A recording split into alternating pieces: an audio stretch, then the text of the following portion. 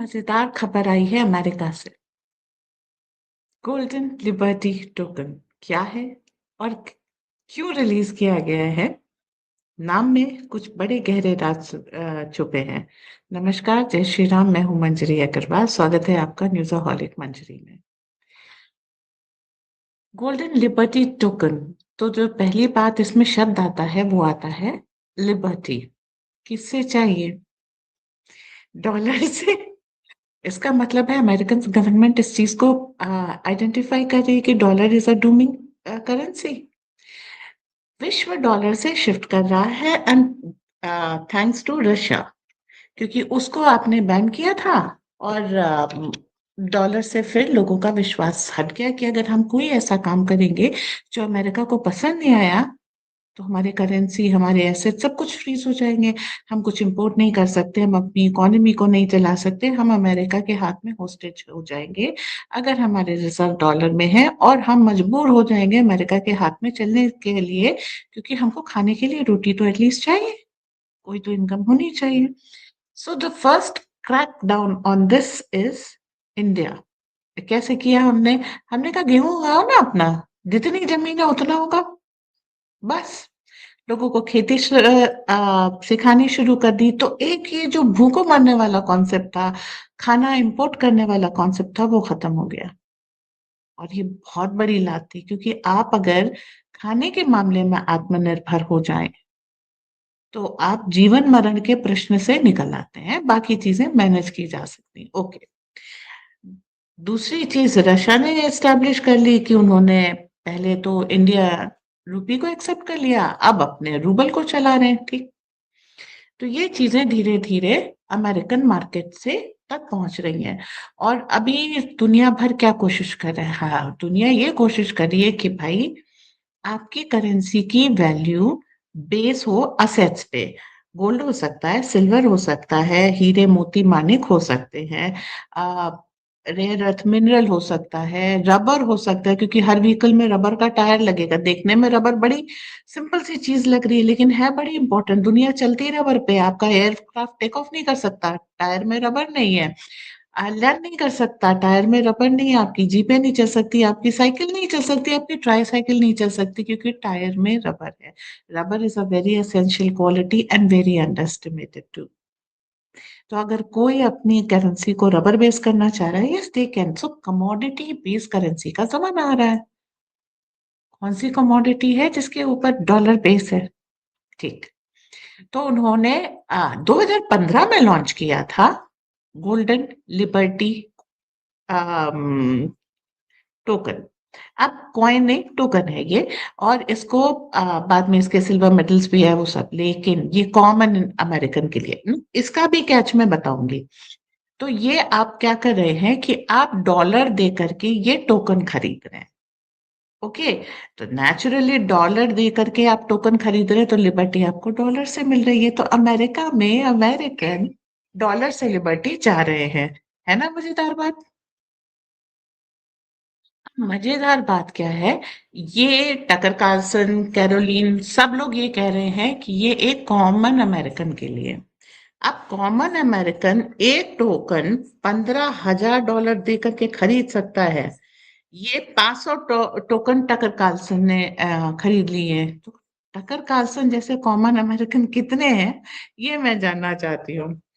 Bank मतलब $15,000 एक तो सबके पास होते नहीं, और ऊपर से 500, मतलब yes, the elite are fleeing America or they are securing their position in um,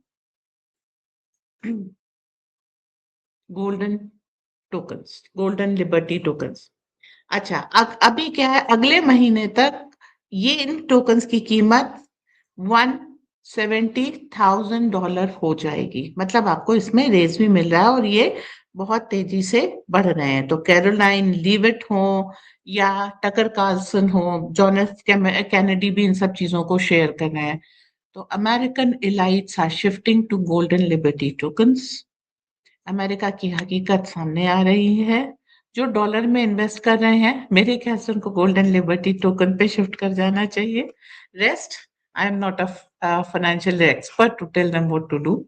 but the thing is ये अमेरिका में हो रही उनकी अपनी प्रॉब्लम का सॉल्यूशन ढूंढा जा रहा है। बाइडेन के ज़माने में आए हुए सोमाली अब अमेरिका की मुसीबत बढ़ते जा रहे हैं।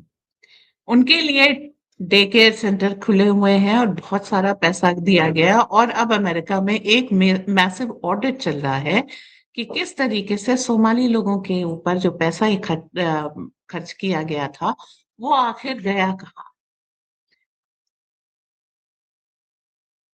Total number approximately, of course, nobody can count the heads India में बैठ करके, but it is 260,000 Somalis are there in America.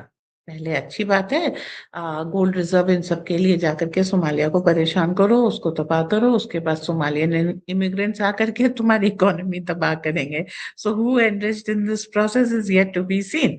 But the thing is, and of course, this is leftist. चाहे जेमिनी एआई ले लीजिए, chat GPT ले लीजिए, news platform ले लीजिए, क्लियर कट डेटा आपको अवेलेबल नहीं होता। तो जो मुझे कलेक्शन में आया है, उसके अनुसार अभी तक उन्होंने $457.2 बिलियन इनके ऊपर खर्च किया है। अमेरिका के ऊपर ट्रिलियंस में खर्चा है और आधा ट्रिलियन कम से कम आप केवल एक ग्रुप पे खर्च कर रहे हैं, वो है सोमालियंस। तो अब उनकी डोर टू डोर जाके जांच चल रही है।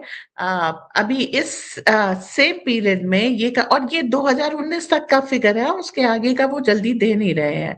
तो 581 बिलियन के टैक्स और रेवेन्यू इसमें आराम से जा चुके हैं। कहीं पर ये है कि नेट बेनिफिट भी हो गया है 123.8 बिलियन का 15 सालों में, क्योंकि उन्होंने कुछ कमा के दिया है वगैरह वगैरह। तो 19 के बाद की फिगर नहीं वो कर रही है। और अगले टेबल में जो साफ होता है वो और मजेदार चीज है कि गवर्नमेंट का एक्सपेंडिचर है टोटल 457 और गवर्नमेंट को रेवेन्यू मिला है 581। तो नेट प्रॉफिट 123 का हुआ है। इस तरीके से डेटा को मोल्ड करके वो दिखाने का प्रयास कर रहे हैं।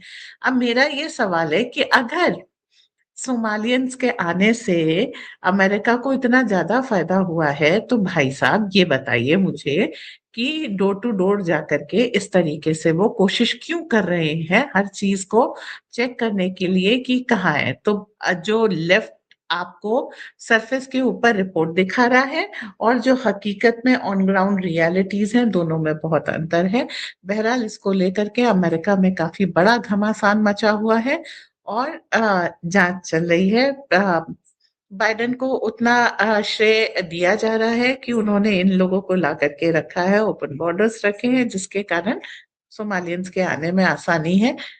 किस्सा कुछ भी हो, ये एक मतलब जैसे यूएसएआईडी था, जैसे पेंटागन का कर्ज था, एंड कहाँ गए पैसे पता नहीं, जैसे सीआईए का एक्सपेंडिचर था, लूप होल्स बहुत सारे थे।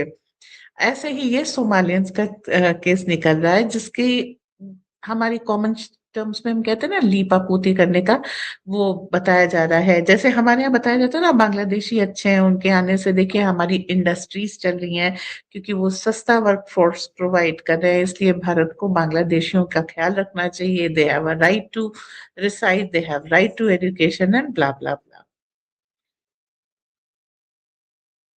तो ऐसी चटपटी मजेदार खबरों के साथ हम आते रहेंगे, थोड़ी एनालिसिस करते रहेंगे। हमें सुनने के लिए धन्यवाद। Please like, share and subscribe. Bell icon दबा दीजिएगा। मेंबरशिप मैंने ऑन कर दी है, जो चाहे वो मेंबरशिप ले सकते हैं। उन सभी का एडवांस में धन्यवाद। अपनी आशीर्वाद और अपनी ममता हमारे ऊपर बनाए रखिएगा। धन्यवाद। जय हिंद, जय श्री राम।